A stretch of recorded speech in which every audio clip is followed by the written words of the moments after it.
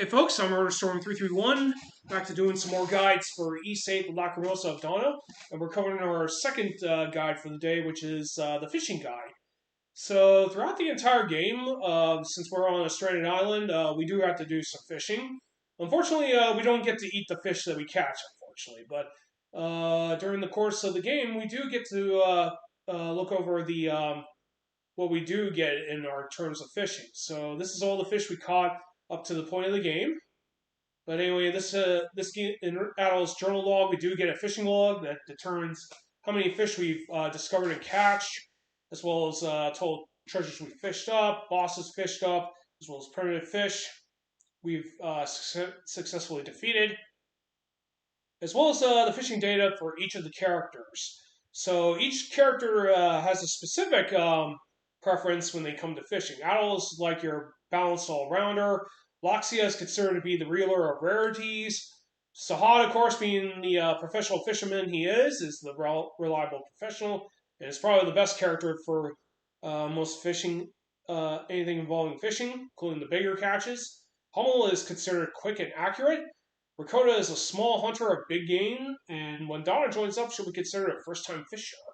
Now, of course, each character does more differently when they fish, so some of them will actually do pretty darn well, whereas others will sometimes struggle. But overall, the fishing guide is going to help players learn the basics of fishing, as well as what we're going to be doing with each of the catches. Of course, I've already done most of it, as you saw with the fishing log.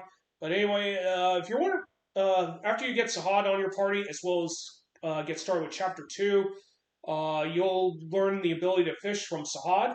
He'll create rods for your party and give you some bait. Now, you do win bait through beating some of the enemies, as well as trading in through the trade posts, especially after Dina joins up. So basically, if you have the materials needed to trade for more bait, you can always do that. But technically, you're going to be fishing in open waters for the most part. So why do we even bother doing fishing? Well, that's pretty easy. Because Rakota's mentor, Shoebill, is basically one of our allies that we get during the course of the game. And this bird actually serves as Rakota's mentor. So basically, if you see the approval rate, both Shoebill and Master Kong have approval rates. So whereas Kong's approval rate goes up for each time you complete training sessions with each party member, Shoebill's approval rate improves for each normal fish you give to Shoebill. And for every certain amount of fish you give to her, she'll reward Adult with certain prizes. And even the bigger fish, you'll get a certain prize for feeding her each time. So once you get all the regular fish for Shoebill, her approval rate will be maxed out. Once you get half of those normal fish, you'll get her approval will improve the first time. So basically, it's very important to get Shoebill's approval maxed out, because she does get her raid skill Silent Wing, which is temporal damage output, will be increased. And Master Kong also has Temp Auto Flash Guard, which allows you to get automatic flash guards when desertion theory is applied. So it's always very much a good idea to max out your allies' raid skills. I'll go over more about that during the raid and hunt guides. So basically, that's what you're going to be doing when you feed Shoebill. Of course, we can't show you all the lists because we already finished all of that off. But anyway, any fish you get for Shoebill, you always want to give it to Shoebill. And once that happens, the fish that you want to give her will be grayed out, indicating that it's been fed to her, and you'll get whatever prizes she gets, or otherwise it'll tell you that she's satisfied or wants a different fish. So now that we've gone over it, we'll go over the mechanics for fishing, just to go over an FYI. So to fish, if you're playing on the Nintendo Switch like I am, you press the up on the D-pad. This will activate your rod. The arrows you're seeing right there are the trajectory of your lure. You'll move it around all over this place. You can also readjust your angle to make it a little bit more easier to pinpoint your target. So once you've selected, we're going to throw the lure. So when you see fish shadows, more than one, that means you can fish out more fish there. Sometimes there's actually more than one kind of fish in these waters. So we're gonna fish out this here, and we pull up a bowl. So what happens when you pull up a fish? You'll get one of the three things. You'll get up to 1 to 3 items each time you fish up a fish. So we got a brand new. So we got an excellent rating. So we got all three of the items. So each fish will have up to 1 to 3 items, depending on what your character says. Determines what items you get. So if you get an excellent rating, you'll get all three. If you get good, I think you only get one, and whatever is listed for two, that's pretty much what you're going to get. Now, of course, we're having an easier time pulling out these fishes, but it's going to be a lot difficult with the bigger fish, and you'll have to respond in kind. So you'll have to move your left stick in whatever direction it requires you to do,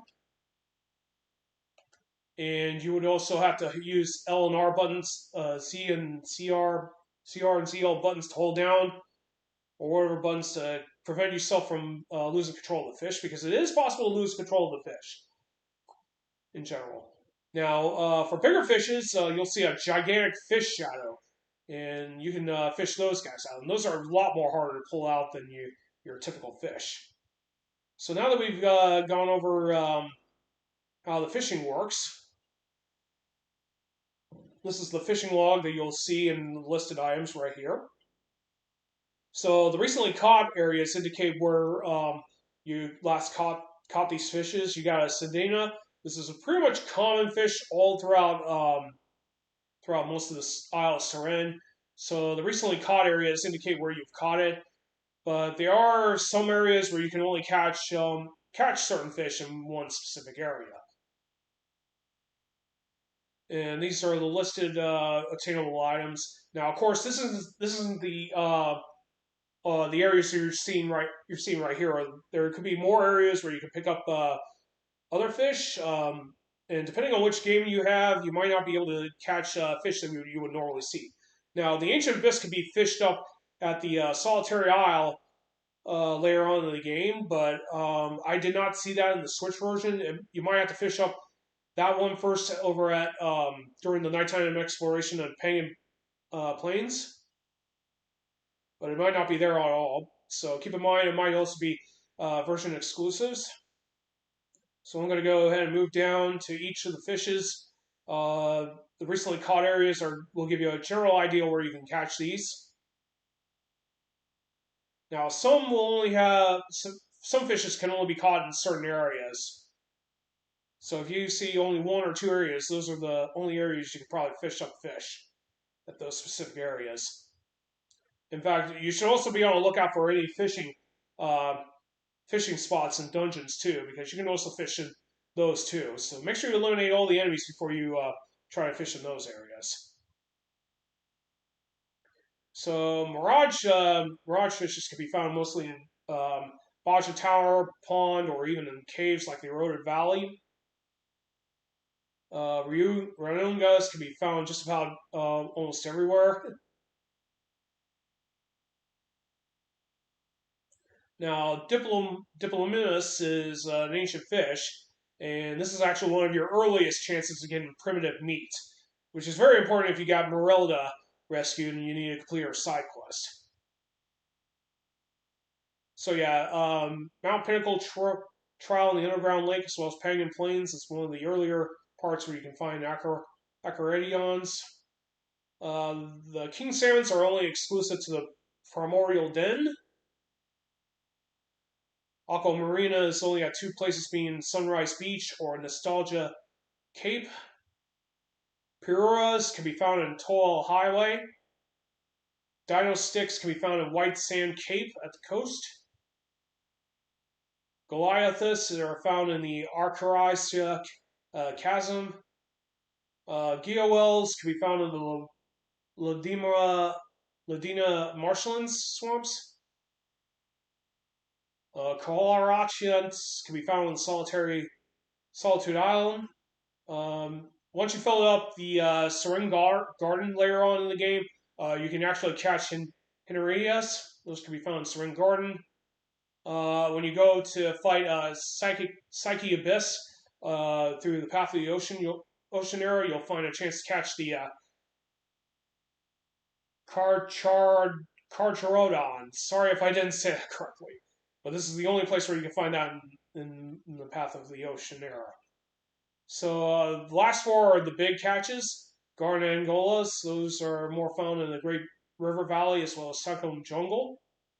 Nebularium can be found in both Nostalgia Cape as well as East Cove Cave. Boldorts have two unique areas, one being the Water and Wood Hills. You'll actually catch this for Thanatos' side quest, and you can also catch another one at Lodrina Marshland as well in one of the locations in Truth. And then, of course, the Ancient Abyss can be found in the Pangania Plains during the nighttime exploration. This is probably one of the more harder ones to catch. So you'll definitely need certain accessories to help achieve that. So I don't know which one has the. So Placid Talisman can be used to improve your fishing skill by 2. Earlier on in the game, you'll actually get access to the big pearl one. You won't get that here, but that can be found in Allison's tailor shop. And I'll show you that real quick. So the Pearl Talisman gives you 6. The Placid Talisman will give you a fishing skill plus 2. This actually improves your ability to throw your lure into the water. For some characters like Loxia, they'll screw up when they throw out their lures and get thrown out of the planned trajectory that you wanted your lure to appear on. So having any of these talismans equipped to your characters will actually improve their fishing skill, make it more easier to reel in those fishes, as well as to accurately place your lures in the spots where you want them to try to catch fish for. So if you're having difficulty trying to catch some of the bigger fishes, or your party members are struggling to throw their lines accurately, be sure to equip those talismans. Those will help tremendously. So anyway, that's pretty much my bare bones guide for the fishing guide for Ys VIII. Sorry if it's not full detail, but hopefully it'll give you some general idea what you can do with the fishing, as well as help you fish up materials, as well as where you can supposedly find these fishes. So anyway, we're going to take a small break, and when we get back, we're going to cover the longer part of the guides, being the raid and hunt guides. So let me take a small break, and I will return shortly. This is RotorStorm 331 temporarily signing off for a small break, and I'll be back shortly.